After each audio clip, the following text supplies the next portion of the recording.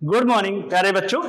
हम लोग कल इलेक्ट्रॉनिक कॉन्फ़िगरेशन एक ट्रिक के माध्यम से सीखा था और मैंने जब इलेक्ट्रॉनिक कॉन्फ़िगरेशन आपको लिखना सिखाया था तो उसमें क्रोमियम और कॉपर पर स्टार बना दिया था और हमने बोला था कि नेक्स्ट वीडियो में हम लोग डिस्कस करेंगे। तो हम लोग इस वीडियो में उसी स्टार क्यों बनाया था, उसका क्या मतलब था, आज हम लोग इस वीडियो में जानेंगे बहुत ही सिंपल तरीके से। क्योंकि इलेक्ट्रॉनिक कॉन्फ़िगरेशन अगर आप लोगों ने करना सीख लिया है तो कोई भी बोलेगा कि इलेक्ट्रॉनिक कॉन्फ़िगरेशन करके दिखाओ तो सीधे आपको उठा के दे देगा क्रोमियम और कॉपर। अगर आप नहीं लिख पाएंगे तो आपका लोग समझेंगे कि आपको समझ में नहीं आया। ठीक है, चलो देखिए, तो हम लोग उस बेसिकली टॉपिक को जानने वाले हैं, एक्सेप्शन ऑफ इलेक्ट्रॉनिक कॉन्फ़िगरेशन। जो हम लोग बताते हैं, जो लोग रूल फॉलो करते हैं, उसको यहाँ पर फॉलो नहीं किया जाता है। ठीक है, ये बेसिकली यहाँ डिस्कस आज ये करने वाले हैं कि हम लोग जो कल इलेक्ट्रॉनिक कॉन्फ़िगरेशन लिखे थे 4s2 3d4, तो इसको हम लोग लिखे थे 4s1 3d5। इसको लिखना चाहिए था हम लोग को 4s2 3d9, लेकिन लिखे थे 4s1 3d10। तो हम लोग ऐसा क्यों लिखे थे, तो हम लोग आगे डिस्कस करने वाले हैं इसको बहुत अच्छे तरीके से। तो चलिए तैयार हो जाइए मेरे साथ और मैं आपको 3 तरीका बताऊंगा कि इसको ऐसा क्यों लिखा गया। मैं जब पढ़ाई करता था तो उस टाइम मुझे भी एक तरीका पता था, लेकिन जब पढ़ाने आया तो मुझे 3 तरीका पता चला। तो मैं आपके सामने वो चीजों को मैं डिस्कस करने वाला हूं। चलिए देखिए, क्या होता है कि हम लोग बेसिकली बात करते हैं फर्स्ट रीजन का। रीजन वन क्या है, हमें पता है कि जो स्टेबिलिटी होती है एटॉमिक ऑर्बिटल की वो होती है full fill atomic orbital more stable than half filled atomic orbital than partial filled atomic orbital. अब ये पार्शियल फील्ड और फुलफिल हाफ फील्ड क्या है, एक लाइन में आप लोग समझ जाइए। कैसे समझेंगे, देखिए, अगर यस है तो यस में 2 कंडीशन होती है, S1 S2। ये हो गया आपका हाफ फील्ड, ये हो गया आपका फुल फील्ड। अगर P है तो P में देखिए भाई, P में टोटल कितने इलेक्ट्रॉन आते हैं, 6। तो मैंने आपको यहाँ पर बना दिया है 6। जैसे पहली स्टेज होती है P1, P2, P3, P4, P5 और P6। तो ये जो P3 है ये हो गया हाफ फील्ड, P6 है ये है आपका फुल फील्ड, P5, P4 और P1 ये हैं आपके पार्शियल फील्ड, ये हैं इसके पार्शियल फील्ड। ये सेम कंडीशन आप D में अप्लाई कर लीजिए क्योंकि D का काम लगने वाला है। तो D में कितने इलेक्ट्रॉन है आपके पास, 10 इलेक्ट्रॉन है, तो आपको ये 10 बनाने पड़ेंगे। ठीक है, चलिए देखते हैं हम लोग। D1, D2, D3, D4, D5, D6, D7, D8, D9 और D10। तो आपका जो D5 है ये हो गया हाफ फील्ड और D10 हो गया आपका फुल फील्ड।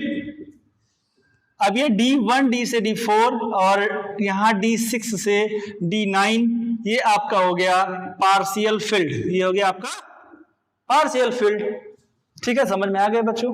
तो देखिए, अगर इलेक्ट्रॉनिक कॉन्फ़िगरेशन लिखना है तो सबसे पहले प्रेफर करेगा वो फुल फील्ड हो, फिर हाफ फील्ड हो, फिर पार्शियल फील्ड है। ऐसे अगर आप F में अप्लाई करेंगे तो वहां भी आप अप्लाई कर लीजिएगा। आप में F में 14 इलेक्ट्रॉन होता है बेटा, ऐसे बना लेना 14, और जो F7 है वो हो जाएगा हाफ फील्ड, F14 हो जाएगा फुल फील्ड। बाकी जो 1 से लेकर के 6 तक और 7 क्या 8 मान लो, 8 से लेकर के 13 तक ये हो जाएंगे आपके पार्शियल फील्ड। ठीक है, तो ये बना लेना आप लोग। अब हम लोग अप्लाई कर देते हैं इस कॉन्सेप्ट को, जो पहला रीजन है। अब देखो, अगर हम इसका इलेक्ट्रॉनिक कॉन्फ़िगरेशन लिखें, लास्ट में क्रोमियम का लिख रहे हैं हम लोग, क्रोमियम की बात कर रहे हैं 24, इधर लिख दीजिए आप सीधे, क्रोमियम 24 लिख रहे हैं। तो हम लास्ट इलेक्ट्रॉन की बात कर रहे हैं 4s2 और 3d4। अगर हम ऐसा लिखते हैं तो ये आपका हो जाता है ये आपका हो जाएगा फुलफिल। क्या हो जाएगा आपका? ये फुलफिल हो जाएगा। ये कैसा हो जाएगा? ये पार्शियल फिल्ड, क्योंकि देखिए आपका जो 4 आ रहा है कहाँ आ रहा है? पार्शियल फिल्ड में आ रहा है। अगर हम इसका इलेक्ट्रॉनिक कॉन्फ़िगरेशन, तो इसलिए इसको एक फुलफिल है, एक पार्शियल फील्ड है, तो इस इलेक्ट्रॉनिक कॉन्फ़िगरेशन को हम प्रेफर नहीं करते हैं।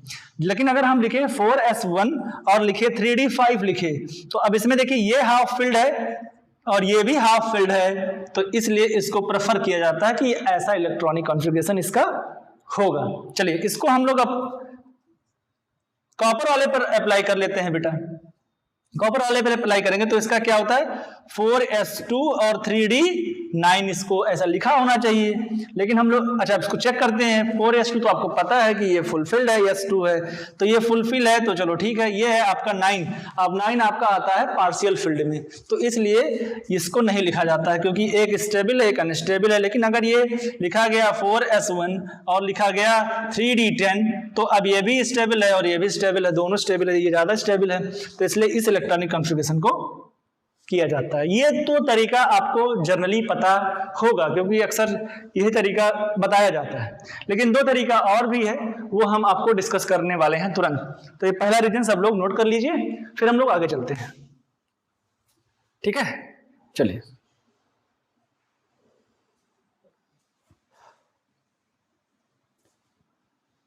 अब जो दूसरा आपका तरीका है वो आप करेंगे, उसका नाम देंगे सिमेट्री का।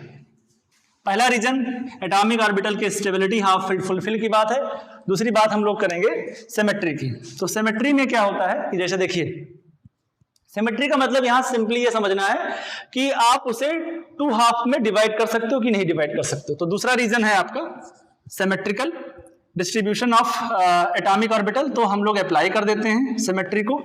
तो अगर हम लोग इलेक्ट्रॉनिक कॉन्फ़िगरेशन क्रोमियम का लिखते हैं 4s2 और 3d4, अब इसके ऊपर अप्लाई करते हैं, तो ये क्या है? ये आपका सिमेट्रिकल है, लेकिन ये 3d4 आपका अनसिमेट्रिकल है। ठीक है, तो इसलिए इसको प्रेफर नहीं किया जाता है। अगर हम लिख दें 4s1 और 3d5, अब ये दोनों ही सिमेट्रिकल हैं और इसलिए इस इलेक्ट्रॉनिक कॉन्फ़िगरेशन को प्रेफर किया जाता है। ठीक है बेटे, अब हम लोग अप्लाई कर दें इसी को कॉपर पर 29 पर, तो हमारा ये लिखा जाता है 4s2 3d9। अब ये तो सिमेट्रिकल है, लेकिन ये भाई साहब कैसे हैं? अनसिमेट्रिकल। ठीक है बेटा, तो इसलिए इसको प्रेफर नहीं किया जाता है, लिखा गया जाता है 4s1 3d10। अब इसमें ये सिमेट्रिकल है और ये भी सिमेट्रिकल, दोनों सिमेट्रिकल हैं, इसलिए इसको प्रेफर किया जाता है। तो ये आपका दूसरा रीजन रहा कि हम इलेक्ट्रॉनिक कॉन्फ़िगरेशन इसको प्रेफर करते हैं कंपैरेटिवली इसके ऊपर वाले के। ठीक है, तो ऊपर वाला इलेक्ट्रॉनिक कॉन्फ़िगरेशन रिजेक्टेड क्यों है? आपने देखा कि यहाँ पर एक ही सिमेट्रिकल है, दूसरा वाला अनसिमेट्रिकल है, लेकिन यहाँ पर देखिए आपका दोनों सिमेट्रिकल है, इसलिए हम इसको प्रेफर करते हैं। और ये दूसरा तरीका है, ये जर्नली आप कहीं जल्दी आपको नहीं मिलेगा, यहां से आप अच्छा सीख सकते हैं। ठीक है, तो ये सिमेट्रिकल का रीजन हुआ। अब जो तीसरा रीजन है इलेक्ट्रॉनिक कॉन्फ़िगरेशन के स्टेबिलिटी का, वो है एक्सचेंज एनर्जी का। एक्सचेंज एनर्जी का मतलब क्या हुआ, हम लोग यहाँ डिस्कस करने वाले हैं। एक्सचेंज एनर्जी का मतलब हो गया कि जो एटॉमिक ऑर्बिटल आपके हैं एक साथ लिखे गए हैं, अगर उनका देखा जाएगा तो वो आपस में क्या कहलाते हैं? Degenerate orbital. की मतलब वहां से आप इलेक्ट्रॉन को एक दूसरे जगह पर शिफ्ट कर सकते हैं और देख सकते हैं। जैसे हम लोग 4s2 लिखे 3d4 लिखें, तो इसका एक्सचेंज हम लोग देखते हैं, हम लोग देखेंगे।